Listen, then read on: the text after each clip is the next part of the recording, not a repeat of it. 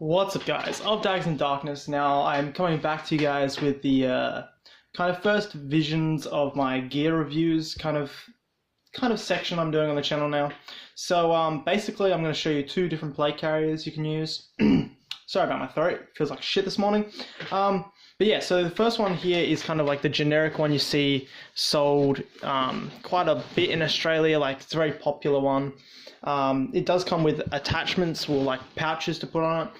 It comes with this standard, like I call utility pouch, just, hold your pen, your flashlight, etc.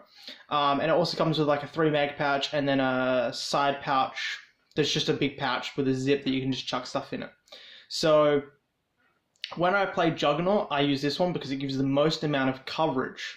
Now, I wouldn't recommend necessarily using this if you're just a light casual player or if you're not playing Juggernaut, because with some gel blasters, because they're not as powerful as like the M4A1 or the G36, it's harder to feel the gel ball hits through the material. It's like if you wear like a heavy jacket or a like just like thick clothing, you don't really feel it as much. Majority of the time when you get shot, and depending where you play, some fields leg shots don't count, so there's no point shooting in the legs and stuff like that, and you're more likely to shoot the chest. It's a larger body mass to hit. So there is some kind of like discrepancy talking about like calling your hits and people not feeling it and stuff like that, and I can kind of see how that comes from if they're using weaker gel blasters. There is that kind of like level of like level of like hit where you just don't feel it. Like, I've noticed this playing like Juggernaut before, so I can understand that. But on the other side, if you want to buy a plate carrier like this and you go out your way, you buy it, it is a really good quality plate carrier for the price. You don't need to go buy a Condor plate carrier or like, a proper military plate carrier.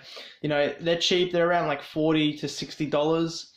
They're not too expensive. This is for more people that play consistently, play Juggernaut. These are for your more like your consistent players that play a lot of skirmishes and stuff like that. You don't want to go out and think you have to spend like $300-400 in gear and like gel blasters just to have a good time. All you really need is a gel blaster and a couple of magazines and some gel balls and you're set. So this is more directed at the casual players, the players that play a lot more. So it's a good build. It does, obviously, like when you look at it, because it's tapered on the side, it does restrict your movement quite a bit. Like, I quite often wear a tactical belt 99% of the time when I play.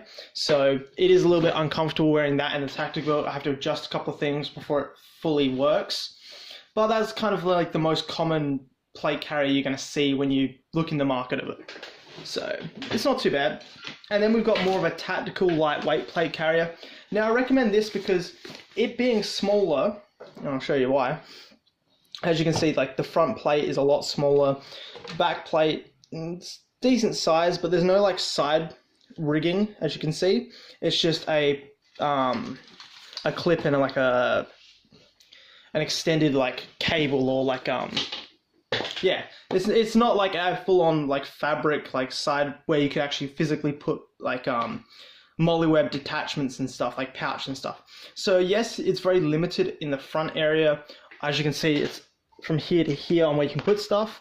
This extra like 2 inches of space, you can put pouches at the top and it like sits down, which is quite nice. Normally, this version of the plate carrier comes with what you're seeing now, like just a tactical like utility pouch, and it normally comes with a 2 to 3 mag magazine pouch, just your generic one.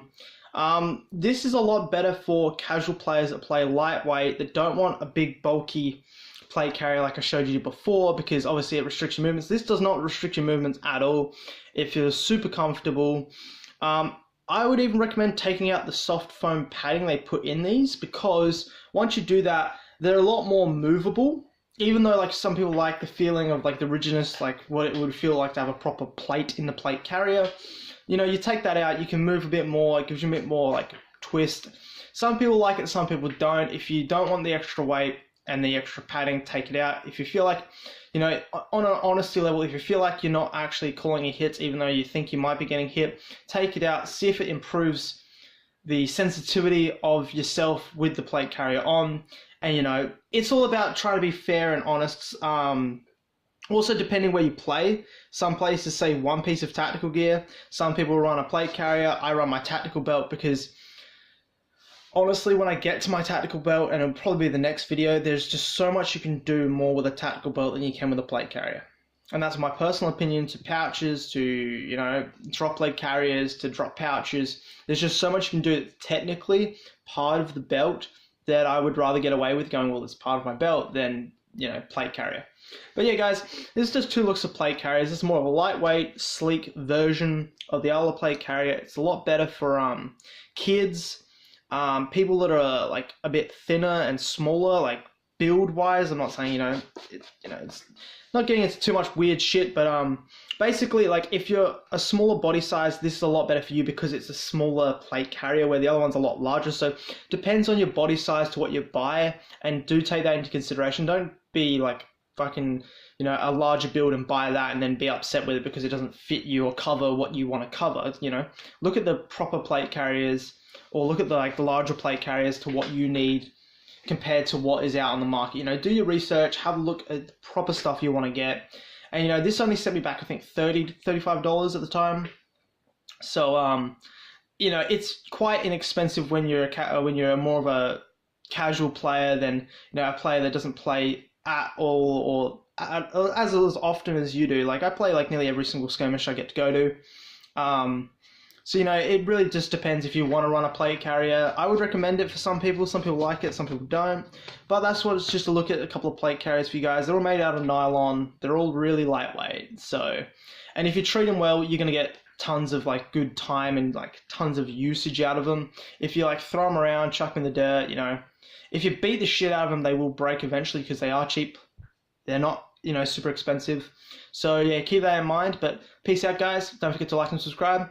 Jump over to my Instagram of Daggers in Darkness. I'll catch you guys next time. Peace out for more tactical reviews. Catch you guys next time.